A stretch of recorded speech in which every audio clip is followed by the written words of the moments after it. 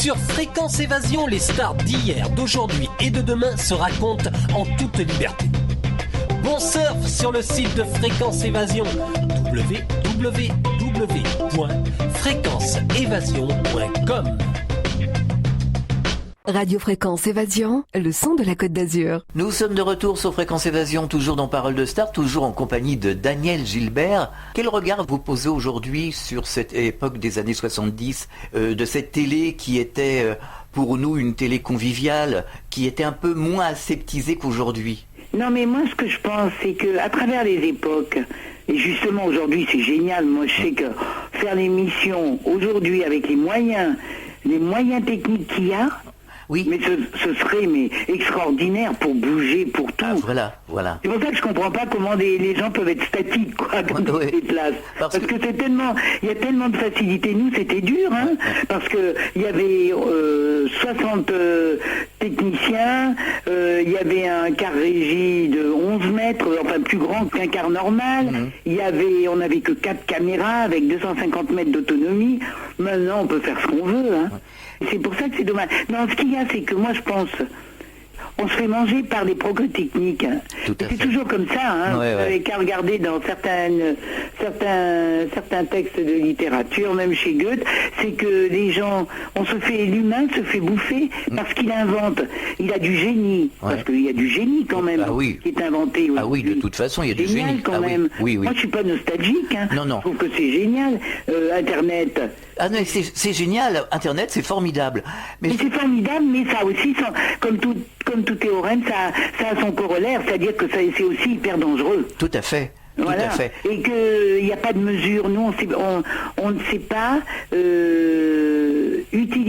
être maître de ce qu'on invente, je crois. Oui. Et ça, c'est un peu dommage, parce qu'il y a un truc, pour moi, qui reste d'abord le plus important, et qui est quand même commun à toutes les époques. On peut partir de n'importe quelle époque.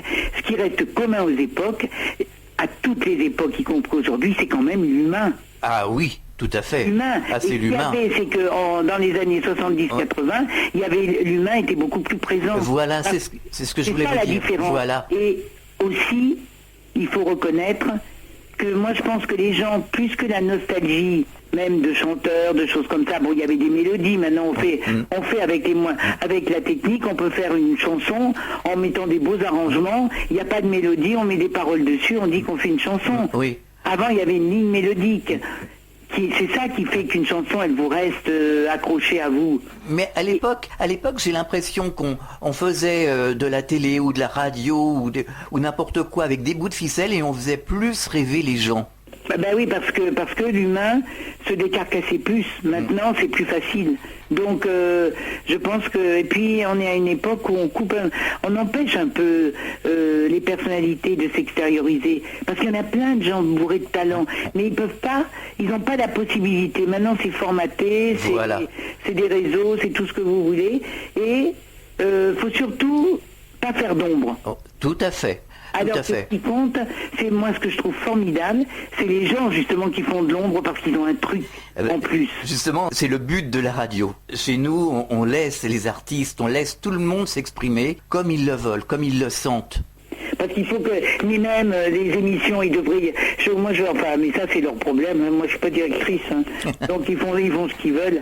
Mais je pense aussi que les gens ont la nostalgie des années 70, même les jeunes, hein. Oui, tout à même fait. Les jeunes, oui. C'est parce que c'était quand même une période heureuse, hein. Bien sûr. Il n'y avait pas le chômage, il n'y avait pas le sida, il n'y avait pas un tas de trucs comme maintenant. Il n'y avait pas la surinformation qui vous plombe votre bonne humeur, parce qu'il faut vraiment avoir le côté positif bien accroché pour résister. Surtout en ce moment. 20 fois, 30 fois avec l'information continue, on ne vous parle que des choses négatives, il n'y a plus de respiration pour les gens, parce que apporter quelque chose qui vous remplit de bonne humeur, c'est donner la possibilité de mieux lutter contre les problèmes, perso ou autres. Bien sûr. Mais là, on vous plombe, là. Ça me rappelle le poème « Quand le ciel basé lourd pèse comme un couvercle ». Là, c'est quand l'info lourde pèse comme un couvercle sur notre tête. Là, on est plombé, là. Hein. Ah oui, on est bien plombé. Il faut vraiment avoir le moral pour vivre à une époque comme aujourd'hui. Alors ça a des conséquences pas très agréables sur la mentalité des gens, parce que les gens deviennent de plus en plus perso, individualistes. Ils vont voir quelqu'un tomber, ils vont pas l'aider. Je veux dire, mais c'est normal. C'est la survie maintenant. Et puis la violence aussi à la télévision, sur le petit écran, à travers les séries. Et donc les journaux dont on parle, mais les séries sont très violentes. Oui, puis il y a de la violence aussi dans la vie qu'on ne maîtrise pas, quoi. Oui, tout à fait. Il n'est pas puni, donc...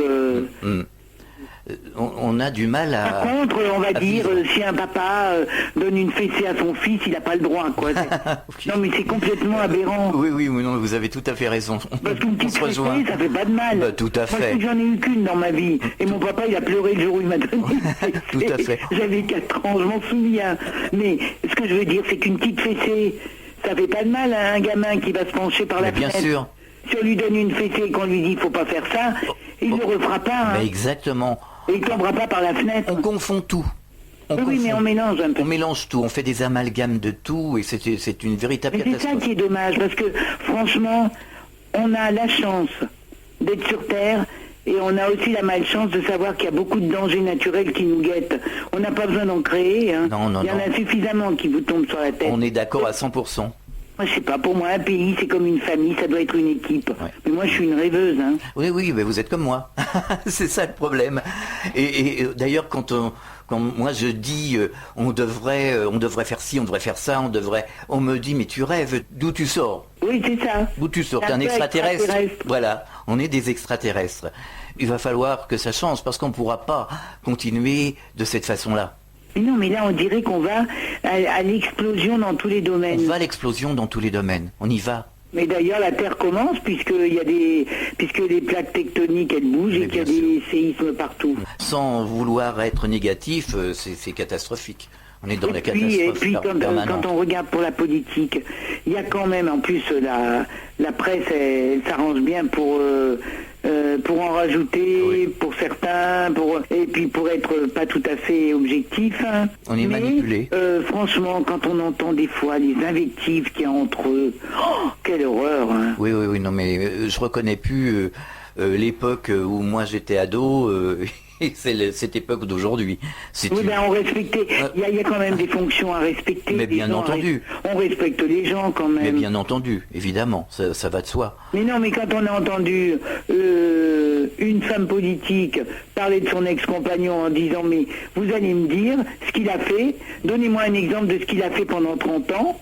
Le père de ses enfants, et puis qu'après, c'est lui qu'il faut, moi ça me tue. Hein. Il y a beaucoup de choses qui me révoltent, moi, personnellement, et certains auditeurs d'ailleurs nous disent la même chose. Les gens sont un peu désœuvrés, n'ont plus de repères, on est un peu dans l'angoisse. Mais ce qu'il y a, c'est qu'il faut aller vers ce qui est simple, c'est-à-dire le naturel. Oui. Mais les familles sont explosées, les amis sont lessivés, enfin bon, que faut-il faire aujourd'hui pour ressortir la tête de l'eau, quoi? C'est ça. Ouais.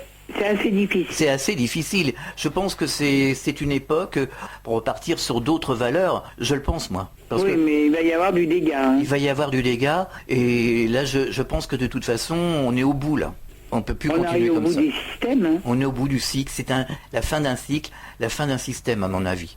Mais c'est de notre faute, hein, c'est de la faute de l'être humain. Hein. C'est l'être humain qui fait ça, évidemment. Parce que pourquoi pas profiter intelligemment de tout ce qu'on a, de tout ce qu'on nous offre, de tout ce qu'on peut avoir. Là maintenant, surtout en France, on est tout le temps en train de récriminer.